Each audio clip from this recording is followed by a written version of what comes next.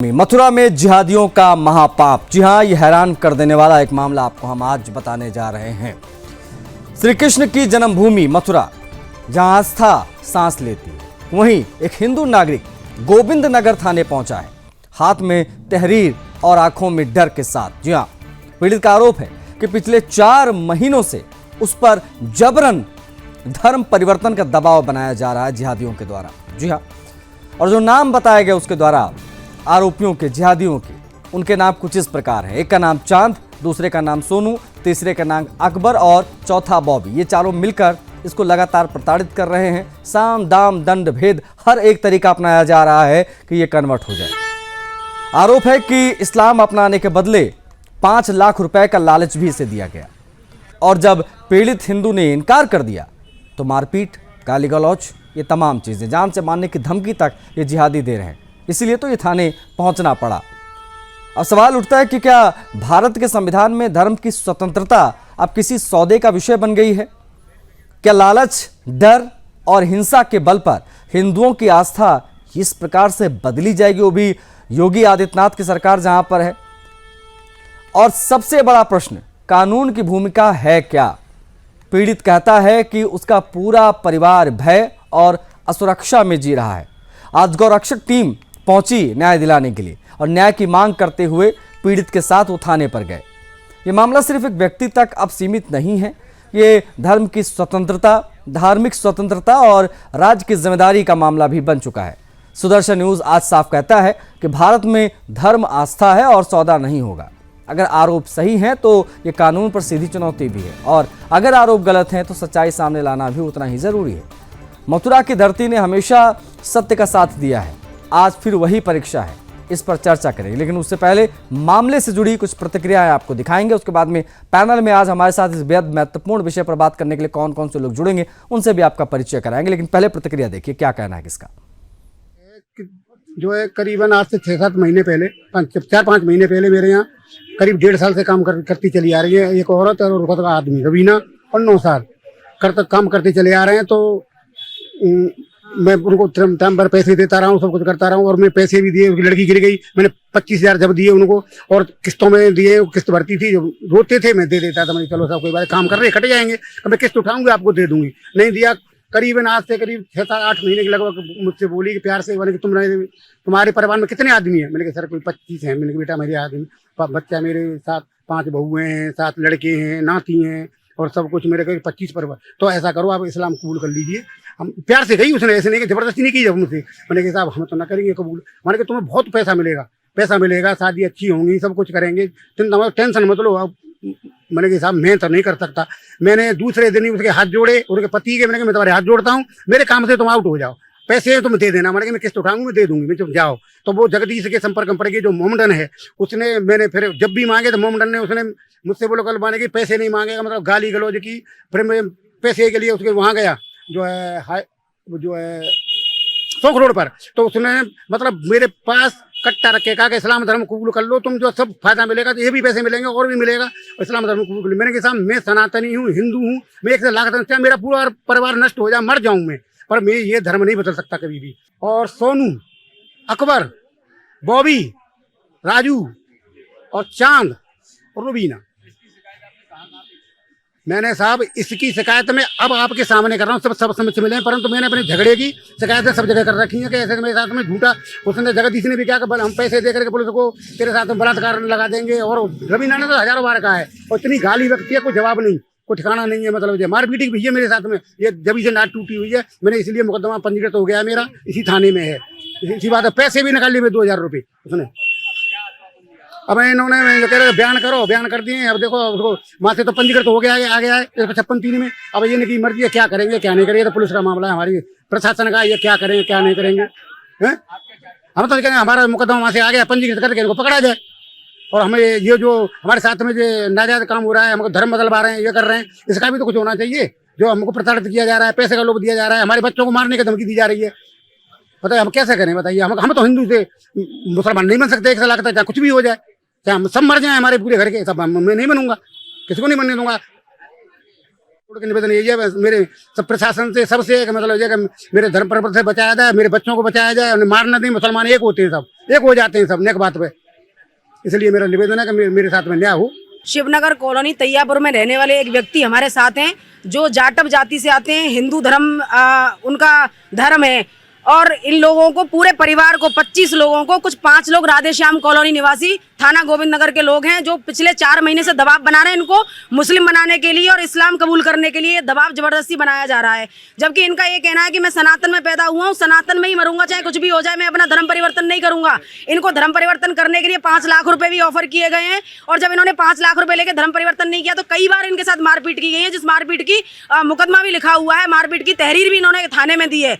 लेकिन इन्होंने आज ये सब लोग, हम लोग मिलकर, गौरक्षक भाई भी हमारे साथ हैं, सभी हिंदूवादी साथ में, इन्होंने बताया कि 4 महीने से वो इस तरीके से दबाव बना रहे हैं कि ये धर्म परिवर्तन कर लीजिए। मैं ये कहना चाहती हूँ, ये माननीय मुख्यमंत्री योगी आदित्यनाथ जी की सरकार है, ये उत्तर प्रदेश है, उत्तर प्रदेश में ऐसा नहीं चलेगा कि इस तरीके से ये लोग धर्म परिवर्तन कराएंगे।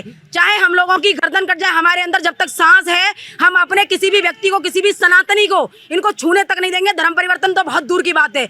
ये बाबा साहब अम्बेडकर के लोग हैं, हम भी उन्हीं के बनाए हुए संविधान पे आगे चलते हैं। मैं तो उनसे कहना चाहती हूँ जो बाबा साहब के नाम पे और इनके नाम पे जो जाटवों को अलग करने की कोशिश कर रहे हैं, इन जातियों में बांटने की कोशिश कुछ नेता लोग कर रहे हैं। वो कहते हैं जय भीम और जय मीम, तो शर्म करो तुम लोग। जय भीम के साथ जय संविधान हो सकता है, जय भारत हो सकता है, लेकिन जय मीम नहीं हो सकता।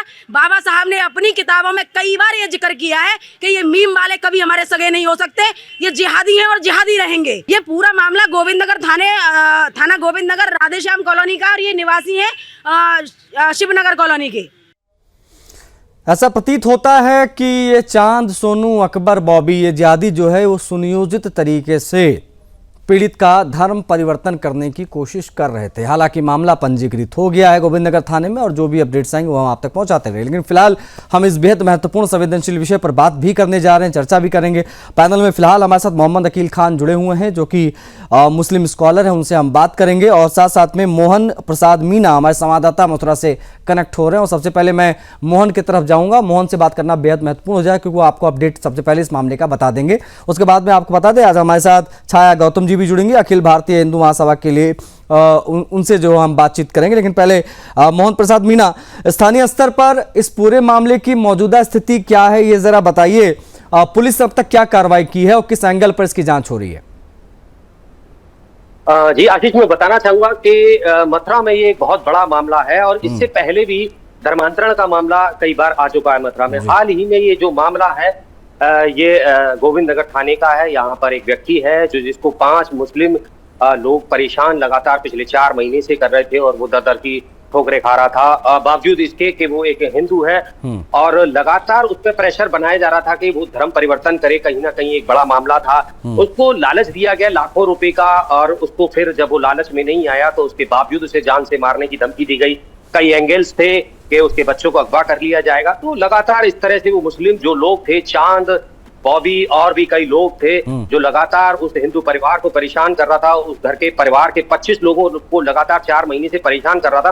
तो कहीं ना कहीं ये बड़ा मामला था। इसी में एंट्री होती है अखिल भारत हिंदू महासभा की जो जिला अध्यक्ष है छाया गौतम ने इस पूरे प्रकरण को संज्ञान में लिया और उस पीड़ित की मदद करते हुए, हिंदू पीड़ित की मदद करते हुए थाने में गुहार लगाई और कहीं जाके ये मामला पंजीकृत हुआ। और अब इस पूरे मामले में पुलिस लगातार अपनी निगरानी बनाए हुए जांच का विषय है, पुलिस जांच भी कर रही है। लेकिन बड़ा सवाल ये है कि पुलिस की कहीं ना कहीं इसमें नाकामी और कमजोरी भी नजर आ रही है क्योंकि इतने बड़े मामले अगर मथुरा में धर्मांतरण को लेकर हो रहे हैं और जैसे कि मथुरा एक धर्म नगरी है और इसमें धर्मांतरण का अगर मामला हो रहा है तो कहीं ना कहीं ये एक निराशाजनक मथुरा पुलिस के लिए भी है। आशीष, ठीक है, आप बने रहिएगा मोहन, हम आगे भी बात करेंगे, समझने की कोशिश करेंगे पीड़ित परिवार की सुरक्षा को लेकर क्या प्रतिक्रियाएं आ रही हैं, पुलिस का क्या उसमें जो है भूमिका है, पुलिस किस प्रकार से सुरक्षा दे पा रही है या नहीं दे पा रही है परिवार को, ये भी समझेंगे क्योंकि उसने अपने बयान में बताया कि खतरा है हमारे पूरे परिवार को और हमला भी हो चुका है उसके ऊपर, उसने अपने चोट के निशान भी दिखाए।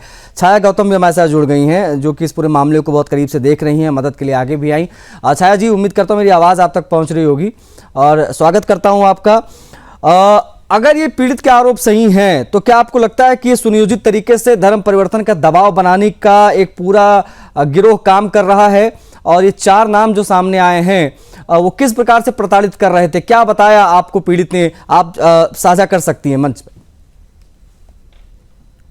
अनम्यूट कर लीजिएगा एक बार, छाया जी आपका जो डिवाइस है उसको अनम्यूट कर लीजिएगा, तब आपकी आवाज आएगी।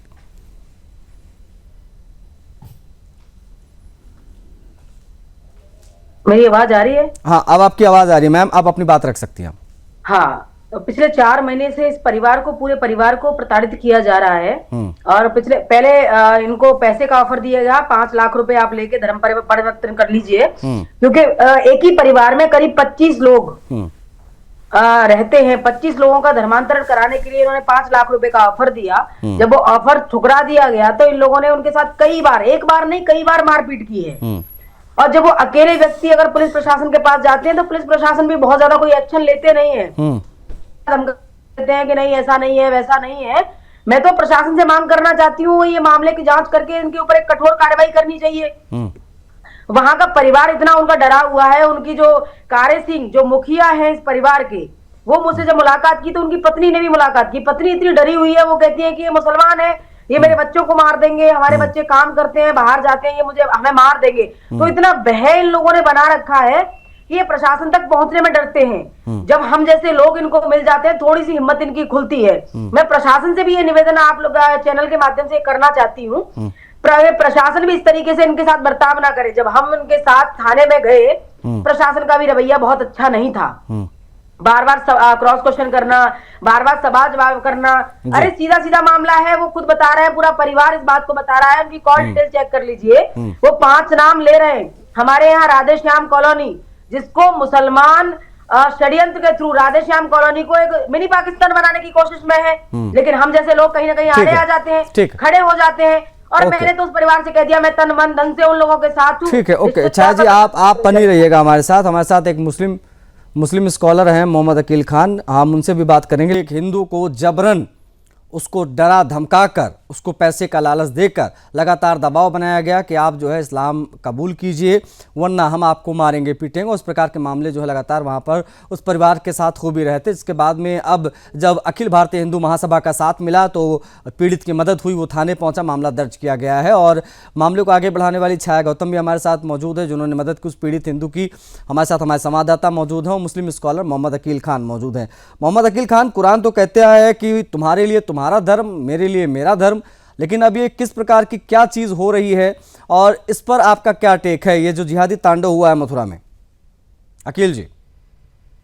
नहीं, वो जिस चीज का आप जिक्र कर रहे हैं अशीष भाई जी, और ये बिल्कुल सच आपने कहा है, ईमानदारी से और निष्पक्ष बात आपने कही कि आपका दीन आपको मुबारक, मेरा दीन मुझे मुबारक। लेकिन जिस तरीके की घटना ये मथुरा में हुई है जी, और पुलिस प्रशासन को शिकायत की गई, 4 महीने से लोग इस तरीके का कृत्य कर रहे थे, उनको दबाव डाल रहे थे, उनपे प्रेशर बना रहे थे कि तुम सनातन धर्म छोड़ करके इस्लाम धर्म कबूल करो।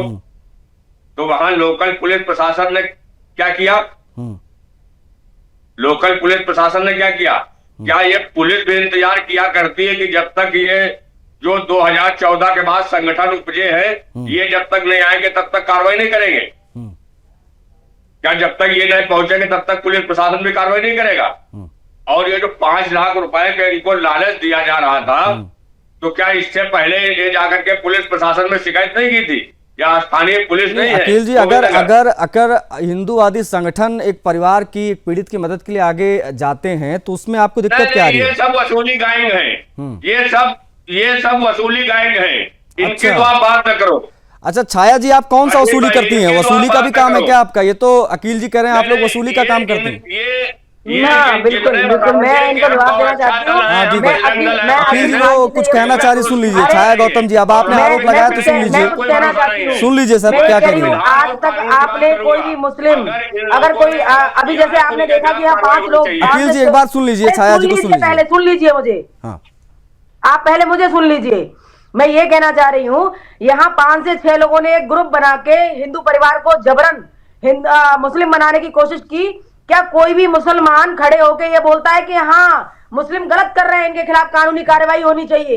कभी नहीं बोलता। अकील खान जी ने कभी बोला कि हाँ वो फलाने आदमी ने, फलाने मुस्लिम ने, फलाना हमारा धर्म से, इस्लाम से है और उसको इस तरीके की हरकत नहीं करनी चाहिए। कभी ये लोग इनके खिलाफ बोलने को तैयार नहीं होते। और दूसरा सुनिए, इन लोगों में इतनी एकजुटता है, ये इतना एक रहते हैं कि उन्होंने पूरे ग्रुप ने एक महिला पाल रखी है, रुबीना नाम की महिला है। वो महिला 25 साल की उम्र है उसकी, और वो कहते हैं कि अगर तुमने हमारे खिलाफ पुलिस कंप्लेंट की और तुम कहीं गए तो हम तुम्हें बलात्कार में फंसा देंगे। ऐसी धमकियां, इनका ग्रुप ऐसा होता है, ये षड्यंत्र इस तरीके से करते हैं कि आदमी को छोड़ते ही नहीं है कि वो पुलिस प्रशासन तक पहुंचे, वो डर की वजह से नहीं पहुंच पाता है।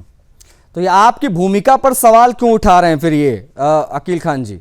नहीं, ये तो सीधा सीधा हमारे ऊपर सवाल उठा रहे हैं। इनके क्या क्या कहना चाहते हो? मैं ये कहना चाह रही हूँ कि इनका जो समुदाय है वो इस तरीके से षड्यंत्र करता है कि अब जो सामने वाला व्यक्ति है वो अपनी चीजों को लेके थाने पहुंच ही नहीं सकता। उसको डर लगता है कि कहीं ऐसा ना हो रुबीना हमारे ऊपर बलात्कार का झूठा इल्जाम लगा दे। और एकत्रीकरण इतना जबरदस्त है इन लोगों का, और ये लोग अपना व्यक्तिगत भक्ति है ना उसका भी समर्थन करेंगे, उसका सहयोग करते हैं। सर माया गौतम जी है।